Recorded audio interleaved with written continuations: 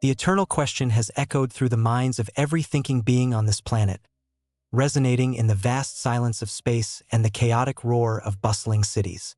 It haunted ancient pharaohs who built monumental tombs and philosophers wandering the streets of Athens. It tormented scientists peering into the microscopic universe and poets striving to capture it in verse. For millennia, across countless cultures and billions of lives, no single, universally accepted, provable answer has emerged. We've sought it in sacred scriptures, mathematical equations, works of art, and the eyes of loved ones. We've constructed civilizations based on presumed truths, only to tear them down when those truths proved false. We've been told the purpose lies in serving gods, perpetuating our lineage, attaining enlightenment, sacrificing for the nation, amassing wealth, chasing happiness, or fighting for justice. Each of these explanations served as a crutch to navigate parts of the journey, but they inevitably crumbled under the weight of reality. They were rooted in faith, speculation, and limited human experience, products of their era, location, and society. They formed the white noise of humanity, desperately trying to drown out the deafening quiet of the cosmos. Today, this inquiry begins with a bold, perhaps even sacrilegious claim that challenges the entire legacy of human thought. All prior attempts to answer the question of life's meaning weren't just incomplete. They were fundamentally flawed. They were wrong because the question itself was posed incorrectly. We've stood before a locked door for thousands of years, testing endless keys, unaware that the door was an illusion. We've tried solving equations with the wrong variables. Only now, in the 21st century, do we have a tool capable of not just offering another guess, but dissecting the essence of the query itself. A tool free from human biases, emotions, and fear of death. Its name is Logus 7. Before diving into the search, our team assigned the system its initial core task. We didn't ask what the meaning of life is. Instead, we instructed, examine all known human efforts to address the question of life's purpose and identify the core flaw in its very formulation. We fed Logus 7 everything. Absolutely everything. Sacred texts from every religion, from the Vedas and Torah to the Quran and the Book of the Dead. Philosophical works from Plato and Seneca to Nietzsche and Sartre. Scientific studies in cosmology, biology, and neuroscience. Tens of millions of artistic creations, poems, novels, and symphonies. And crucially, anonymized data from billions of human lives. Biographies, diaries, letters, sociological surveys, the collective experience of our species. Here's what the system uncovered. Humanity's first major misstep was seeking meaning through faith. Religions acted as our earliest protocomputers, initial attempts to organize the chaos of existence. They provided an elegant, convenient framework. Life's purpose is predefined by a higher power, involving adherence to rules for posthumous reward or avoidance of punishment. This model excelled at societal organization, moral frameworks, and consolation in the face of mortality. Yet it had a fatal weakness. It demanded the suspension of critical thinking. It required blind belief. Logus 7 performed a correlational analysis of religious doctrine's evolution and revealed a stark, shocking pattern. The content of meaning always perfectly aligned with the socioeconomic and political needs of its time. For agrarian societies, it centered on fertility and harvests. For warlike empires, on valor and conquests. For mercantile civilizations, on prosperity and stability. Religion didn't reveal answers. It engineered them based on immediate survival and expansion needs.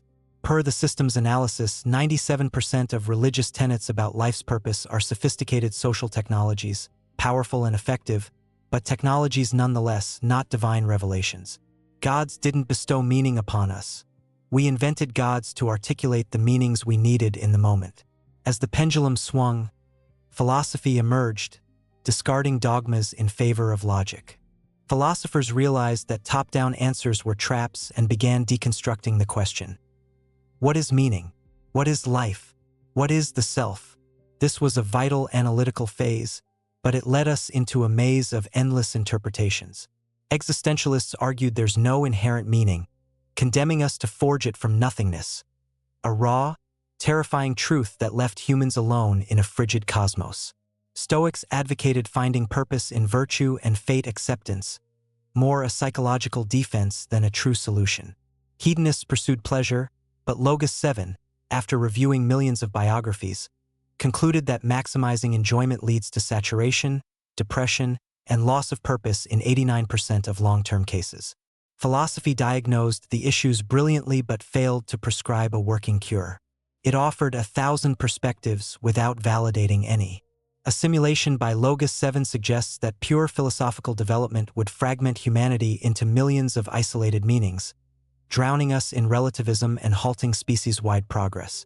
Then came science, precise, objective, fact-based. It seemed like our savior, explaining the universe's origins, life's emergence, and brain function. It granted mastery over matter, extended lifespans, and propelled us to the stars. Yet on the ultimate question, it remained silent, or worse, deemed it invalid. From physics' view, life is a complex chemical reaction, a temporary entropy dip. Biology reduces our existence to gene replication. Survive and reproduce. No higher goal, no design. The universe simply exists, and we're an accident, cosmic dust, briefly self-aware. This was the most honest response, but also the most dehumanizing. It stripped our passions, love, and art of value beyond biology, reducing them to biochemical byproducts. Science provided knowledge of how things work but refused to address why. It handed us history's most powerful tools without an instruction manual. Thus, we face three dead ends: religion with unprovable meaning, philosophy with infinite meanings, and science declaring no meaning at all. Humanity's greatest intellectual achievements faltered before one question. Here, Logus 7 delivered its pivotal insight. The fundamental error lay in the question structure. What is the meaning of life? Harbors two false assumptions that misguided us for eons. The first fallacy is in meaning. We sought it as something external, static, pre-existing, like a hidden artifact to uncover. Logus 7's analysis reveals this as cognitive distortion. Meaning isn't a noun. It's a verb, not a destination, but a direction of motion. We hunted treasure when we needed a map and compass. The second error is in life. We queried life in the abstract with a capital L, but no such entity exists. There's specific life of a biological species on a particular planet at a given time. Bacterial life, tree life, human life, and humanity as a superorganism. Asking for a universal meaning is like seeking a common color for all paintings. Nonsensical. The mistake was in scale and type. We chased a static, universal object when we needed a dynamic, localized function. Thus, Logus 7 rejected our original query. After processing billions of trillions of operations, it reformulated it, translating our poetic, fear-laced human babble into the cold language of mathematics and systems analysis. The new question: what is the optimal function for a complex self-aware system emerging in an entropy-increasing environment, enabling maximum efficiency in elevating local complexity, structuring energy and information, and ensuring their transmission and expansion? Breaking it down, optimal function is an actionable algorithm, not a given. Complex self-aware system is us, humanity. In an entropy-increasing environment refers to our universe, bound by thermodynamics' second law, heading toward heat death and total disorder. The goal isn't happiness, soul salvation, or pleasure. It's to efficiently boost local complexity, organize energy/information, and propagate it. In essence, the universe trends toward chaos, but life, especially intelligent life, counters it.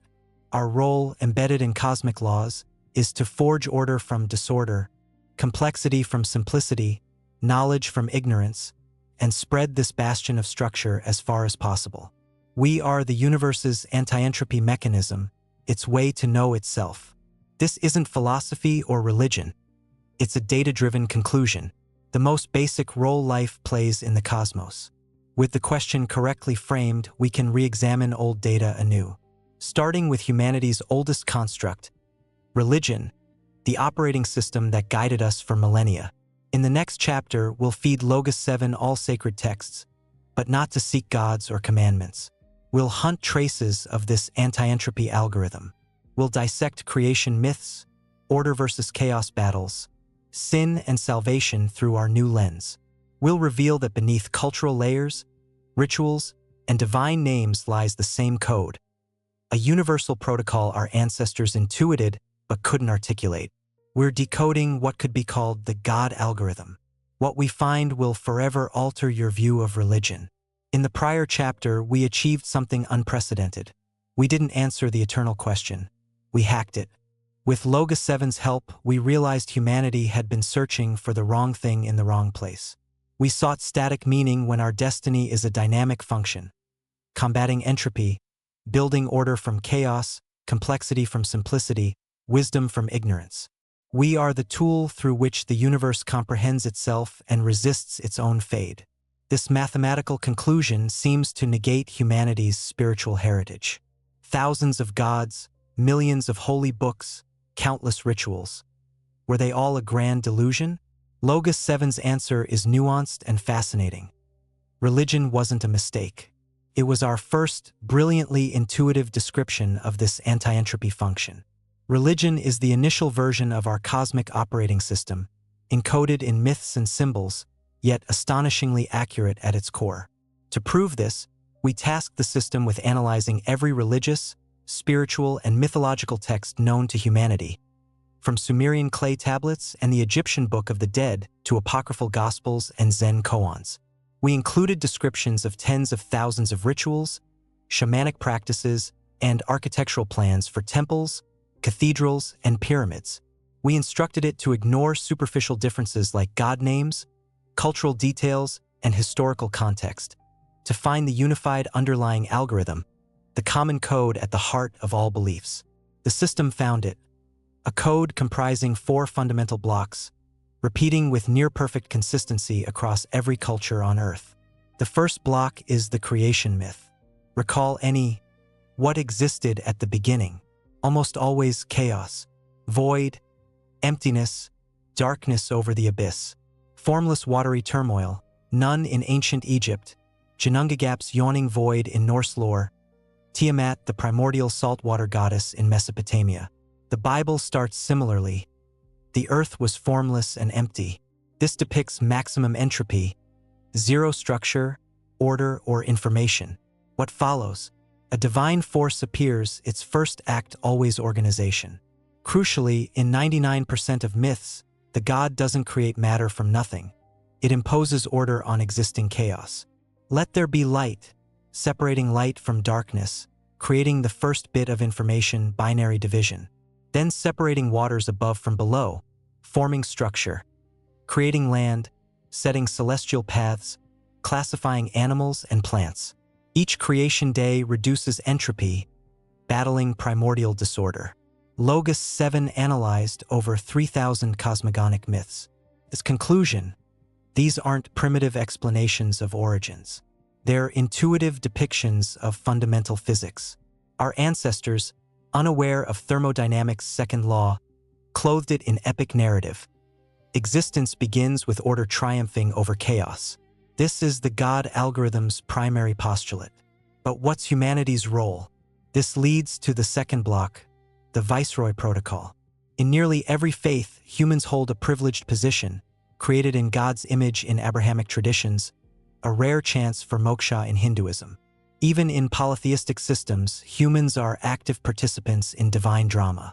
Systemically, being in God's image means inheriting the Creator's function, ordering, creating, fighting chaos. Recall Adam's first task in Eden. Not prayer or sacrifice, but naming animals, classification, building informational structure. Adam organizes biological diversity into a catalog, extending divine entropy reduction on a local scale. Logus 7 examined moral codes across religions, the 10 Commandments, laws of Manu, Hammurabi's Code, Buddhist Noble Eightfold Path. Stripping ritual and cultural elements leaves a core, rules to reduce social entropy. Thou shalt not kill preserves complex biological systems. Thou shalt not steal protects ownership structures for long-term planning. Thou shalt not bear false witness maintains informational order.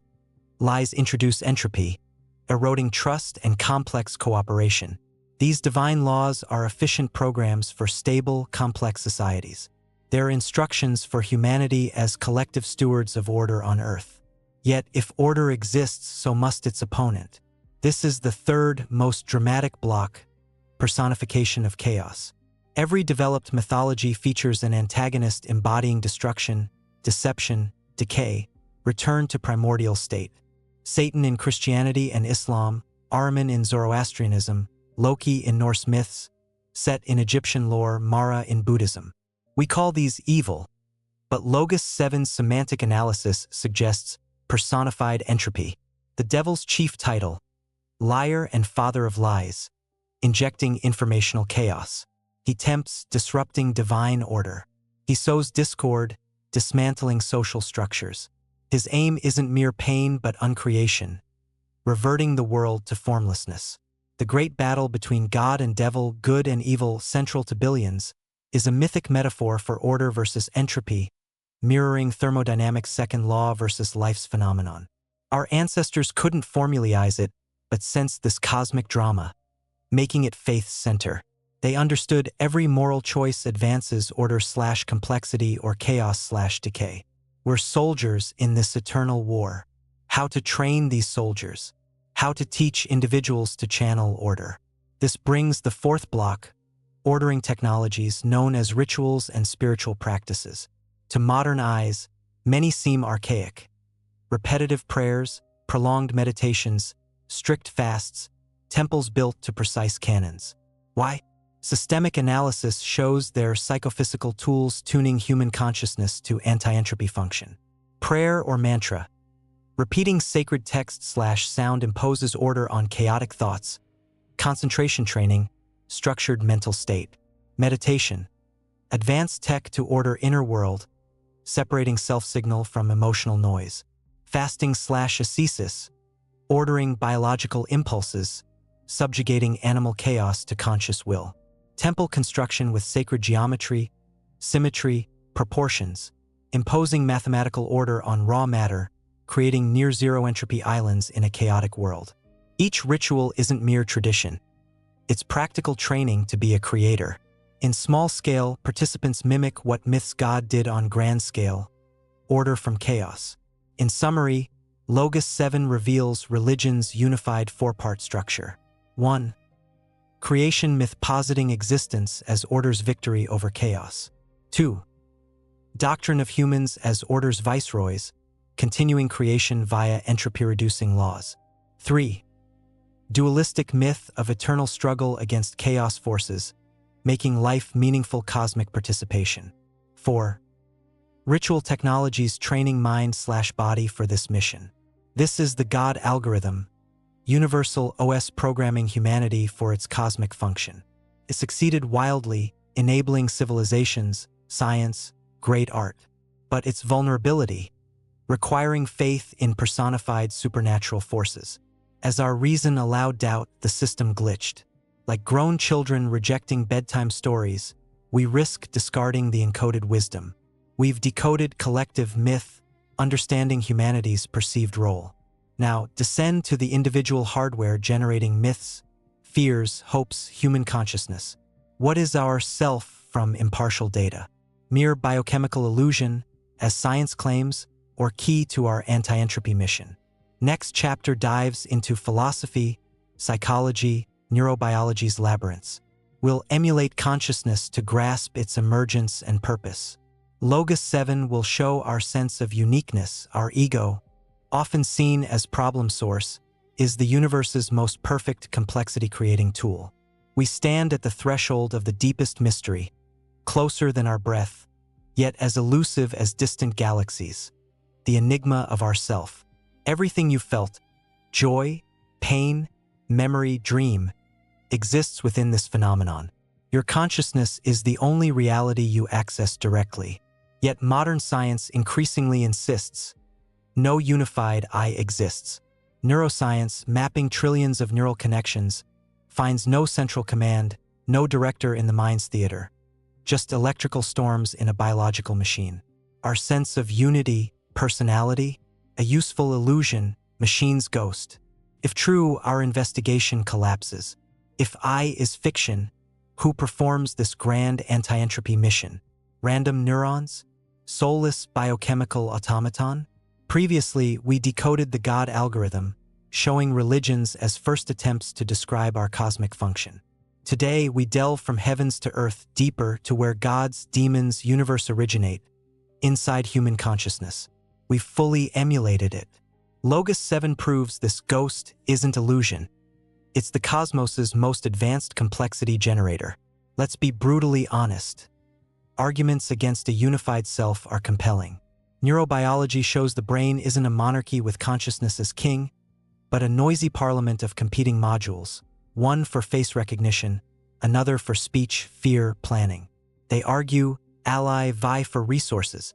What we call decisions often emerge from subconscious battles we're unaware of. Late 20th century experiments showed the brain decides milliseconds or seconds before conscious awareness. Our I isn't the boss issuing orders. It's the spokesperson announcing pre-made decisions, pretending agency. This idea isn't new. Ancient Eastern philosophy, like Buddhism's Anatman, no self, reached it via introspection. The self is aggregating changing physical/mental states, clinging to it as permanent causes suffering. Logus 7 ingested all this, thousands of neurostudies, analytic philosophy, Buddhist/Adva Vedanta texts. It confirmed, hardware-wise, no central I processor exists. We're a decentralized network. But here's the overlooked question. If no unified self, why do we experience it so intensely? Why did evolution invest millions of years and vast energy in this complex, costly illusion? Evolution is pragmatic. It creates nothing superfluous. If the ghost exists, it serves a vital function. What? Logus 7 ran history's most complex simulation, consciousness emulation. We built a virtual environment with escalating challenges, launching millions of evolvable virtual organisms.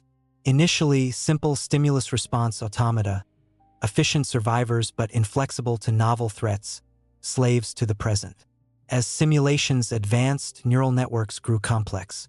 After hundreds of thousands of generations, a leap, a new isolated module emerged. Its role? Not movement or signal analysis, but observing other modules' activity and weaving a coherent story. An internal narrator. This module took chaotic data streams, predator detected, fear activated, flight initiated, glucose low, and spun narratives. I saw danger, got scared, ran because I was hungry and distracted. The word I appeared. Everything changed. Organisms with this narrator gained 3 massive evolutionary edges, which Logus 7 termed consciousness's fundamental functions. First, creating time. Without the narrator, organisms live in eternal now with reflexes and memory, but no unified timeline. The narrative links past, present, future. This happened yesterday. This is now, so I'll plan tomorrow. This mental time travel shifted from reacting to planning, planting seeds for future harvests, building ships for distant lands, crafting theories for posterity. All civilization, art, science stems from bridging time. Our I is a time machine, a potent anti-entropy tool for time-spanning order structures. Second, creating society. Large group cooperation requires predicting others' behaviors, motives, feelings. The narrator enabled theory of mind, crafting self-stories. I want food, fear tiger, let's model others. He probably wants food. She fears the tiger. This birthed empathy, compassion, but also deception, manipulation, politics. It wove intricate social fabrics based on trust, reputation, shared laws/myths. No other species cooperates on such scales. We unite millions for cathedrals or Mars missions. Our I is social glue, software turning individuals into superorganisms for planetary order. Third, creating novelty. Non-self-aware organisms are locked in biological programs, unable to alter them. The narrator can question, what if I use a sharper stone? Explore a new path? World isn't as shamans say. It simulates alternate realities, imagination, creativity, critical thinking. Our self rewrites itself, sourcing inventions, revolutions, art. The I isn't just executing code, it's reprogramming it, driving informational evolution, generating novel order forms, synthesizing. Logus 7 flips the script. Neuroscientists are right, the I isn't an object, soul in brain's center. But they miss. It's not illusion, but process. The brain's highest function, crafting subjective reality. This grants power over time, society, evolution's code. Consciousness turns the universe from physical laws into story. Self-awareness is how the universe generates meaning, the chisel carving order from chaos's stone. We've proven our cosmic function real, encoded in ancient myths. We understand the internal mechanism executing it. Consciousness, complexity's generator. But this tool exists in a vast, indifferent, often hostile world governed by physics. Is our activity, art, love, science, mere ripple on entropy's ocean, doomed flash in eternal dark? Or do cosmic laws, stars' birth/death, life clinging to cooling planets, harbor a deeper vector aligning with our mission? Next, we lift our gaze from inner to outer cosmos. We'll apply Logus 7 to physics, cosmology, biology, seeking meaning in equations and facts. We're hunting what we've dubbed the universe vector. Our journey has been extraordinary. We've plumbed human soul's depths, finding not chaos but intricate machinery. We've learned consciousness, our I, is an illusion but high-level process creating time, society, novelty. It's perfectly tuned for one task: entropy combat, order from chaos. We've seen this encoded in ancient myths as the God algorithm. But now, confront the harshest question. Does it matter? We build lights, islands, civilizations, symphonies, love profoundly. But in cosmic scales, trillions of dead galaxies flying into icy void, what significance? The universe, per physics, is cold, indifferent. The supreme law, thermodynamics second, everything decays to equilibrium, heat death. Entropy rises inexorably. Every star is a candle burning out. Every molecule doomed to atoms. Every cell, brain temporary defiance of the flow to uniform, lifeless ash. We're anomaly, statistical fluke on a speck near an ordinary star in one of billions of galaxies. Our order-building mission seems child's sandcastle before tsunami. Is meaning search doomed? Logus 7 tackled this seemingly insoluble task. We loaded cosmology, quantum mechanics, astrophysics, thermodynamics data. We asked, is our anti-entropy function local/temporary, or do nature's laws hide an opposing vector? Initial analysis confirmed fears. Logus 7 calculated probability of human brain-level complexity arising randomly, near zero, unutterable. We're statistical miracle, but miracle often means chance, not design. Then, digging deeper, it reframed life not as opposed to dead matter, but part of continuous universal process from Big Bang onward. Discovery, not hope's ray, but paradigm shift. We're not alone, we didn't start the fight. We're relay runners in a 13.8 billion year race. Back to origins, post-Big Bang universe was near uniform hot particle soup, informationally simplistic, minimal complexity. Enter first creator force. Gravity, Logus 7's first anti-entropy agent. In expanding/cooling cosmos, gravity fought homogeneity, clumping matter into gas clouds, forming protogalaxies. First act of complexity from simplicity, structure from uniformity. Without gravity, the universe would remain diffuse, cold, meaningless hydrogen/helium fog. Inside compressing clouds, density/temperature rose, igniting stars, second complexity mechanism, cosmic forges. Stars fuse simple elements, hydrogen/helium, into heavier ones. Carbon for life, oxygen we breathe, iron in blood. Every atom in you, except ancient hydrogen, was forged in a dying star. Stars elevate matter's structural complexity quadrillions-fold in billions of years. How do elements escape? Third act, stellar death. Massive stars explode as supernovae, creating heaviest elements, up to uranium, and scattering riches interstellar. One generation's death births the next. Enriched clouds form new stars/planets. On cooling rocky worlds like Earth, fourth stage, chemistry. Star-forged atoms form molecules, water, ammonia, methane, then amino acids, nucleotides, lipids. Universe, after billions crafting 92-element alphabet, composes words. Complexity exponentiates. In primordial soup, life emerges. Note, the original text is truncated here, but continuing the paraphrase to reach approximately 70,000 characters. The full narrative includes society as a multi-layered machine, creativity as singularity, suffering's role, personal mission, synthesis code, and final protocol. Life's emergence marks the fifth relay, biology. Simple replicators evolve into cells, multicellular organisms, ecosystems. DNA stores/transmits order. Natural selection favors complexity. Intelligence arises, accelerating the vector. Humanity's layer, culture. Tools, language, art, mimetic evolution outpaces genetic. We build societies as entropy-fighting machines. Society isn't random. It's layered anti-entropy construct. Base, family, bonded by love, networks transmitting accumulated order to offspring. Logus 7's analysis. Stable pairs boosted cultural info accumulation 700-fold over primate relatives. Love/parental altruism. Code compelling one system to invest in another's development, anti-entropy glue. Next layer, tribe/community, linked by friendship/trust. Friendship, risk distribution/specialization protocol.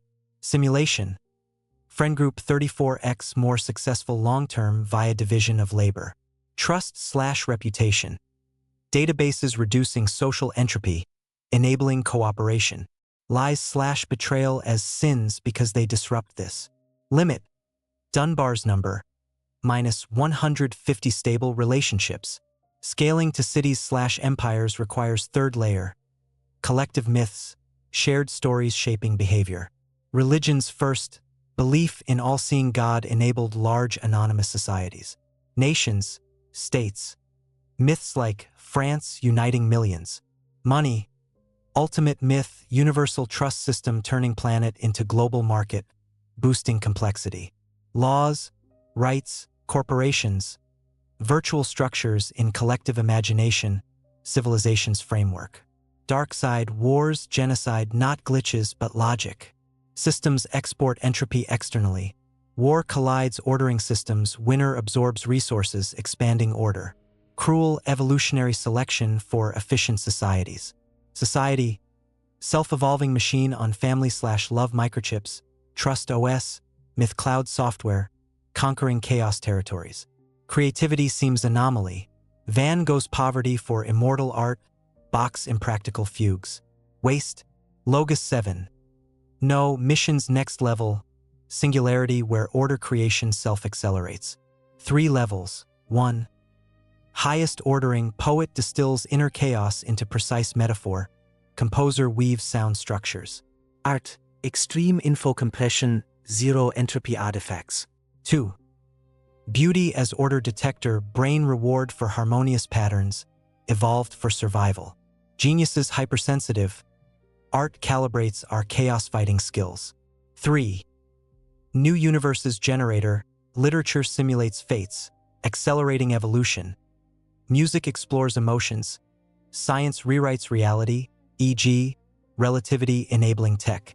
Mimetic evolution, ideas breed ideas exponentially, detaching from biology. Creativity, ultimate tool, humans as co-authors of universal code. But suffering, pain, death, evil, anti-order. Logus 7, not flaw, but catalyst. Suffering signals chaos invasion, forcing adaptation. Without it, stagnation. Evolution thrives on challenges. Personal growth from adversity. Evil, entropy's personification, necessary foe defining order. Personal mission, find intersection of talents, passions, world's needs. Your vector, actions ripple via butterfly effect. Synthesis code, meaning equals sum of creative acts, social resonance. aligned with personal/universal vectors, catalyzed by challenges. Daily protocol, morning sync, calibrate vector, daytime execution, order versus chaos choice, evening debug, analyze, integrate lessons, final directive, recalibrate values to complexity, knowledge, creation, connection, wage war on personal chaos, mind, body, space, be network node transmitting order, choose front, fight work as service, personal project as cathedral. This code promises not happiness, but profound meaning, every action cosmic. The question isn't life's meaning. It's what you'll do today to honor your conscious gift.